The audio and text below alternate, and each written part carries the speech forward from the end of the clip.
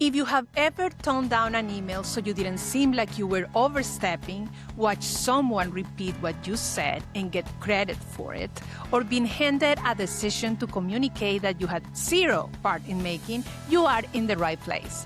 You are listening to Pull the Thread, a Threadwell Studio production. I'm your host, Erica Matallana, and this is a place for women in communications and marketing who are excellent at what they do and still have to fight for the authority their work has already earned. We don't just name the problem here. We figure out what to do with it. Let's pull the thread.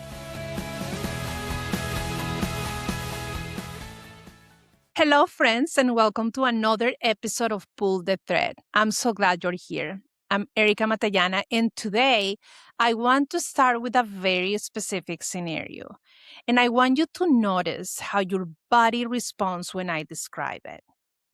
You find out not in a meeting, not in a conversation that anyone thought about including you, but in a calendar invite or a forwarded email or a passing comment in the hallway that a decision has already been made, a decision about an important message, about how something is going to be communicated to employees or to the public or to a board, a decision that by every reasonable definition is your domain. And nobody thought to loop you in before it was discussed. And maybe they didn't mean to cut you out, though that part is important, or because they don't respect you or because they don't value what you bring, because somewhere along the way, the organization got into this habit of making decisions first and then handing them to communications to figure out. And nobody has ever stopped to question whether that was the right decision or not. Now, notice how you felt when I described that. If your reaction was, oh, well, that was my Tuesday, this episode is for you. So, this is today's thread of the day. Here is what I want to talk about specifically. It is the gap between having a title and having a seat at the table where decisions are actually made. I don't mean that metaphorically. I mean it structurally. The communications field has a specific and very consistent problem across most organizations. The people doing the work are given responsibility for outcomes that they're not given authority to influence. They're handed the message after the strategy is set. They are brought in to announce decisions they were never part of making.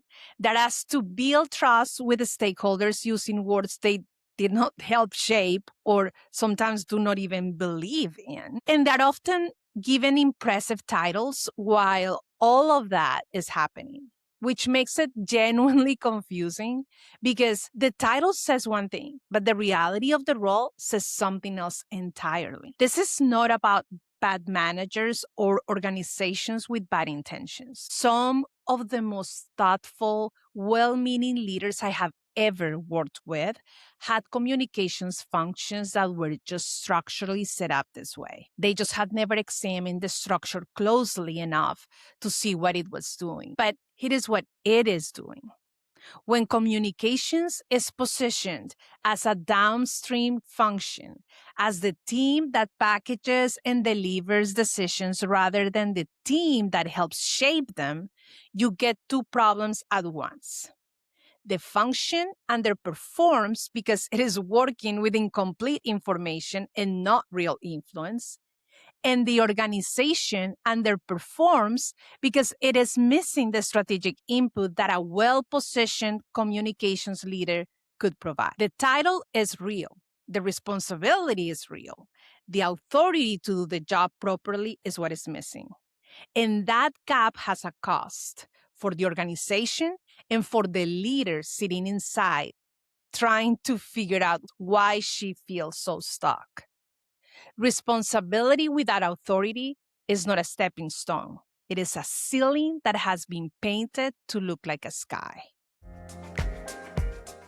So now let's bring an example, a real example from the field. VP of Communications at a large organization had been in her role for 8 months when she started to understand what she had walked into for real. On paper, the position was everything she had worked toward, right? The senior title, the direct report to the C suite, a team on her own, a scope that covered internal and external communications across the entire organization.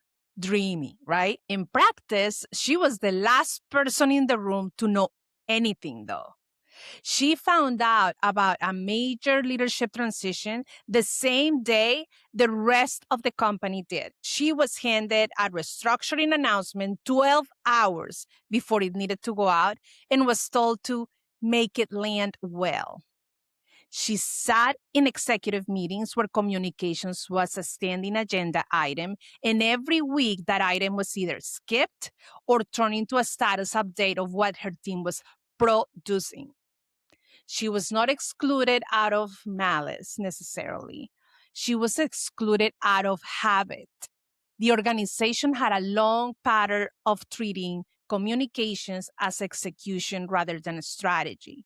And that pattern predated her arrival by years. The title had changed, but the structure had not. What she did next is the part worth paying attention to. She stopped waiting to be invited into the strategy and started showing up with her own, not loudly or as a confrontation, but systematically. She began mapping every major initiative on a simple calendar and presenting unprompted communications risk assessment for each one. She framed it not as a is what we need, but as a here is what the organization needs to know before this goes out. She made her intelligence visible and she made it useful. It took about 4 months before the first thing changed. The head of HR started sending her the leadership meeting agenda a week in advance. Small, probably, but it was the first indication that the room was adjusting. The title was the same. The seat started to become real. Now let's go to loose threads of the day. These are the 3 signs you have the title without a seat at the table. Let's see how many of these you recognize. Number 1, you find out about decisions at the same time as everyone else or close to. Not because the information is confidential, but because the habit of informing communications before going public has never been established. The notification you receive is not a consultation. It is a heads up. Number 2, you are asked to make things land well that were not set up to land well. The decision is done. The approach is fixed, and your job is to use language to smooth over a structural problem that language cannot fix. You do it because there is no other option at that point. But you know every time that you are treating a symptom. Number 3, your presence in executive meetings is about reporting out, not weighing in. You share what your team is working on. You answer questions about timelines and channels. The conversation about whether the strategy itself is sound, that conversation happens before you arrive or after you leave. If you recognize 2 or 3 of those, you are not imagining it. And it is not because you haven't proven yourself yet. So let's close with this, friends. One thing, not a mindset shift, an actual strategic move. This week, I encourage you to identify one decision that is currently in progress inside your organization, something that will eventually land on your desk, and build a 1-page communications risk assessment before anyone asks you to. What are the stakeholder questions this will generate? What is the likely emotional response? What information is missing from the current plan that will create problems on the back end?